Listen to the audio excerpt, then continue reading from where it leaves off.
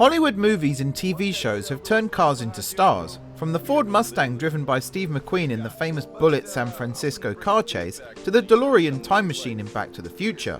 Think of the Dukes of Hazzard, and the first thing you think of is the General Lee Dodge Charger. The same can be said for video games. If you think of certain racing games, chances are you're picturing either the car on the box art or the game's signature vehicle. We recently looked at the most memorable characters in racing games, but cars can be characters too. So with that in mind, I'm Mark from Racing Games, and these are our picks for the 5 most iconic cars in racing games. And I mean it when I say this, these cars are iconic.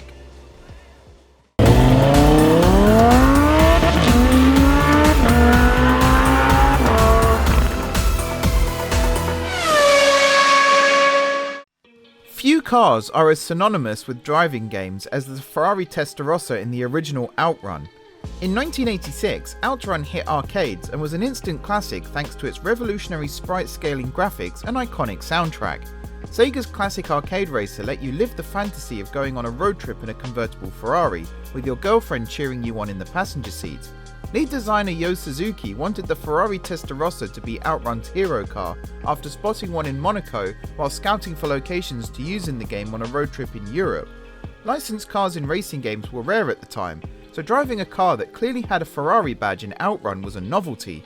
Except Sega didn't technically get permission from Ferrari to license the Testarossa for OUTRUN. Rumour has it this led to legal battles between Ferrari and Sega. However, a settlement must have been reached as multiple licensed Ferraris would later feature in OUTRUN 2 and OUTRUN 2006 Coast to Coast. In real life, Ferrari never sold a convertible Testarossa to the public, but the Italian manufacturer did build a silver Testarossa Spider for Fiat's Gianni Agnelli in 1986 as a one-off gift celebrating his 20 years as president of Fiat. Also appearing in the TV series Miami Vice, OUTRUN turned the Ferrari Testarossa into a pop culture icon. We've talked about Most Wanted a lot recently, and here's its latest appearance in a list. Need for Speed Most Wanted has a host of memorable characters, from undercover cop Nia Townsend to the scenery-chewing antagonist Clarence Callahan, better known to you and I as Razor. But really, Most Wanted's main character is the game's hero car, the BMW M3 GTR E46. After all, the entire plot centers on this modded M3. The M3 GTR is the first car you drive in the game before it's stolen by a notorious street racing gang known as the Blacklist. You're then tasked with defeating every member of the Blacklist and recovering your prized M3 GTR. With its distinctive blue and grey livery and wide body kit, Most Wanted's legendary M3 is one of the most recognisable cars in racing games, also appearing in Need for Speed Carbon, the 2012 Most Wanted, and a glorious fan service moment in Need for Speed Heat. We're really hoping it makes a cameo in Need for Speed 2022 as well. Its legacy still lives on. Browse the community liveries in Gran Turismo 7 or Forza, and you'll find dozens of Most Wanted M3 GTR recreations. The first M3 to feature a V8 engine, only 10 M3 GTR E46 road cars were built in real life, so BMW could race it in Le Mans. So not only is this car iconic, it's also incredibly rare. Before we move on, have you subscribed to Racing Games yet? Just one click and you're on the Racing Games grid. Oh, and hit that notification bell too so you never miss an upload. Alright, on with the video. Hundreds of cars have appeared in the Gran Turismo series, but anyone who played Gran Turismo 2 back in 1999 will remember the Suzuki ESCUDO Pikes Peak. Costing 2 million credits, this was the car everyone saved up for in Gran Turismo 2. A competition car built to tackle the grueling Pikes Peak International Hill Climb, the 4-wheel drive Suzuki ESCUDO Pikes Peak was made famous in Gran Turismo for its ridiculous performance. At its heart is a twin-turbocharged 2.5-litre 6-cylinder engine, cranked up to nearly 1,000 horsepower. It also only weighs 800 kilograms. This power-to-weight ratio meant the ESCUDO was a monster to drive. Rocketing from 0 to 60 in 2 seconds flat, and maxing out at 255 miles per hour, its crazy speed made it easy to win races. It was so fast that it gained massive air in jumps, and could even be tuned to perform wheelies.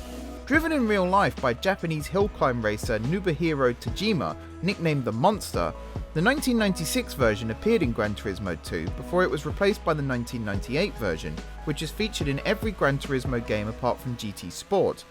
Suzuki's legendary hill climb car was recently voted as the greatest video game car of all time by the time extended Racing Game podcast and has returned in the latest Gran Turismo 7 update.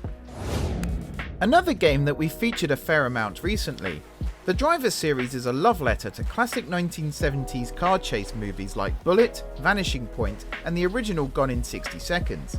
As the first game in the series to feature licensed cars, Driver San Francisco finally let you drive some of Hollywood's most famous vehicles, but it also had its own hero car. Driver San Francisco's star car is a 1970 Dodge Challenger RT. Finished in yellow with black racing stripes adorning the bonnet and a custom rear spoiler, the American muscle car is driven by undercover cop and lead driver protagonist John Tanner. With over 300 horsepower being sent to the rear wheels, Tanner's tail-happy car is a lot of fun to drive when burning rubber on the streets of San Francisco. In the opening mission, Tanner's car is used in a high-speed chase whilst trying to catch antagonist Jericho, who's escaping in a prison van. It gets heavily damaged in a crash, leaving Tanner fighting for his life in a coma. While unconscious, Tanner gains the ability to shift into any car on the road, but fear not, he is reunited with his tyre-smoking Challenger after you complete the main story missions. A white version of the Challenger RT is also unlockable in the game, as a homage to Vanishing Point's hero car. Daytona USA ushered in a new era of polygonal 3D racing games when it arrived in arcades in 1994. With its advanced Sega Model 2 graphics, addictive and thrilling gameplay, and infectious soundtrack, Daytona USA was a huge hit, becoming one of the most popular arcade races of all time. Admit it, you're all singing the game's theme song in your heads right now. Sonic was already Sega's mascot platform game character, but Sega needed a mascot car for an arcade racer that would rival Namco's Ridge Racer. Enter the number 41 Hornet. Inspired by the NASCAR Chevrolet Lamina stock car racer, the Hornet is the only playable car in Daytona USA. While you could choose multiple paint colours, with each paint scheme representing different difficulties with varying handling and top speeds, the Hornet's red, white and blue colour scheme is the most iconic. After starring in Daytona USA, the Hornet made cameo appearances in the Ridge Racer PlayStation Vita game and Sonic and Sega All-Stars Transformed. Bizarrely, it was also a bonus playable character in the Sega Saturn beat-em-up Fighters Mega Mix, standing up on its back wheels and punching characters with its front wheels. I guess sometimes things can be taken too far. So that's our list. Have we missed out your favourite? And which car on our list do you like the most? Let us know in the comments below. For now though, thanks for watching. I've been Mark from Racing Games, please like and subscribe if you enjoyed the video, and now I'm off to fire up the number 41 Hornet. Are you ready? Daytona!